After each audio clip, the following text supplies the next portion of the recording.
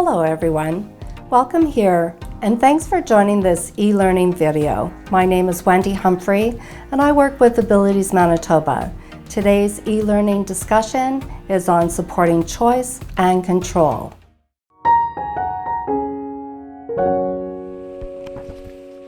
I want you to think for a moment of decision-making as a muscle. Just like when we lift weights to build bicep muscles, the more repetition and weights you lift, the stronger your muscles will be. We can build our decision-making muscles in the same way by making choices. When we support people with lived experiences of disability to make many choices over and over again, this builds muscle memory and confidence for bigger decisions in the future. We can do this by empowering people to make decisions however big or small. You need a game plan. You need to be consciously aware of all the opportunities for people to exercise their decision-making muscles. This means we need to stop doing everything for people, especially where and when they could be doing for themselves. Now, in a world in which people have had limited decision-making capacity their entire lives, making decisions can be overwhelming at first. We should not be abandoning people to their choices, but rather be supporting and empowering people to learn this skill. So how does flexing this muscle look in practice? Well, it starts with belief.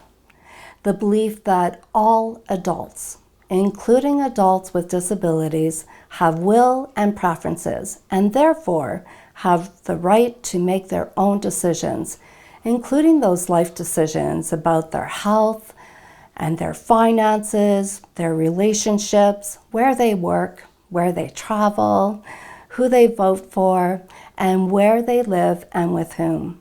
People sometimes need support from others they trust to make decisions and choices.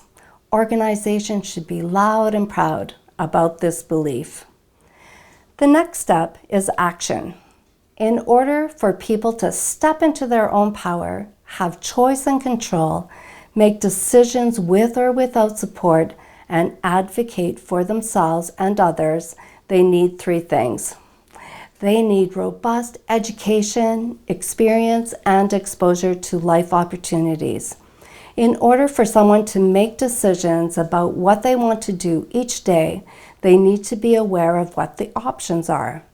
We often hear people are happy with what they do and what they have, but that is often because they don't know what they don't know, and this limits people we support significantly. It's like only ever eating vanilla ice cream your entire life and saying it is your favorite ice cream because it is the only flavor you have been exposed to.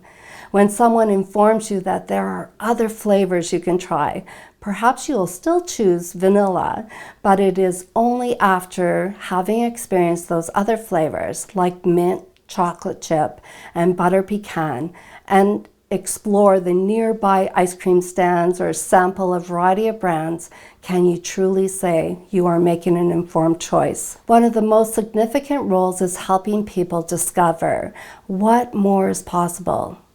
At times, we are giving people an illusion of choice when we should be focused on providing robust opportunities for education, experience, and exposure.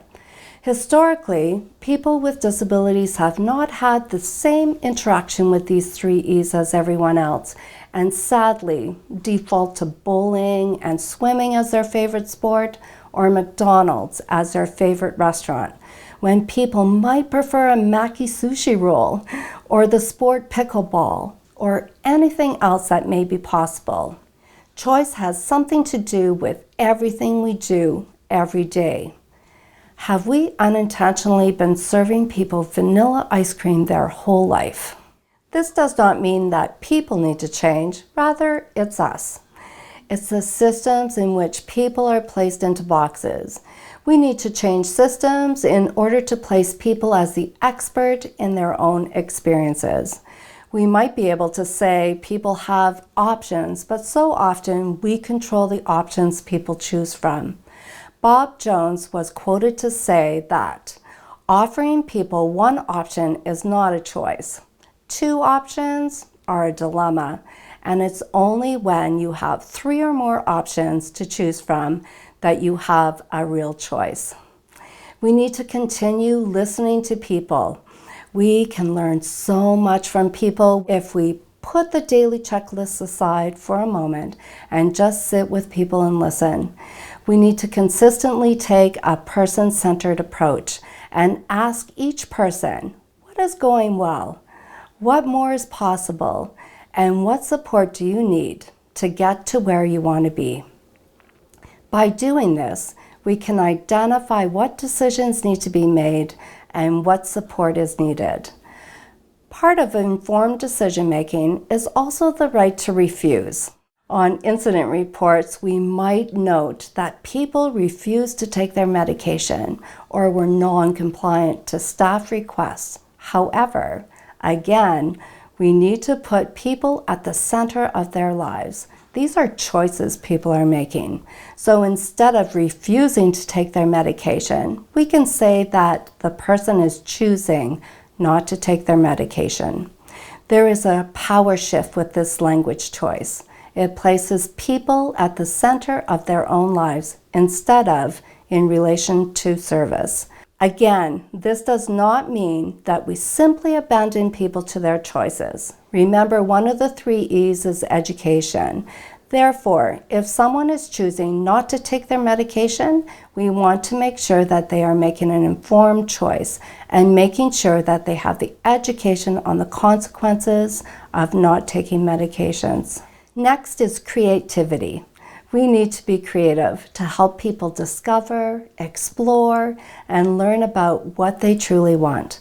We may need creativity to help people make choices, to be encouraged to do so. People are encouraged to work out a structure to their daily lives that best reflects their goals, their activities, and needs, and are assisted in doing so if required. We need to reflect if we are doing things out of habit or we are genuinely leaning into a person-centered approach. We can start small here. Does Joe truly like showering in the evenings, or has it simply just always been done that way? Have we checked in with him recently? Perhaps they would prefer to shower in the mornings, or perhaps they would prefer a bath instead of a shower. Or maybe Joe doesn't even want to shower every single day. We need to try to remove ourselves from our routines and follow the lead of people. Have we potentially fallen complacent to these daily activities? This is when we need to take a step back and leverage a creative approach. Then we have to have follow-through. We can't ask and not act. We can't do it just once. We need to do this repetitively.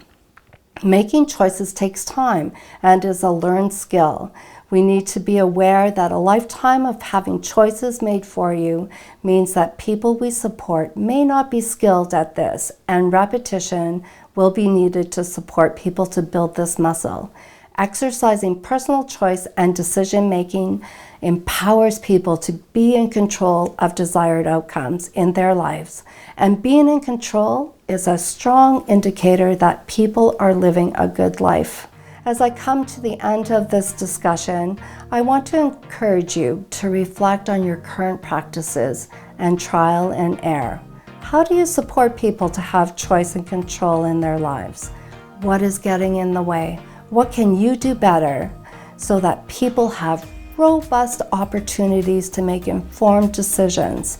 We need to make this work intentional and incorporate it in our everyday practices, both at the individual and organizational levels. Thank you for joining me today.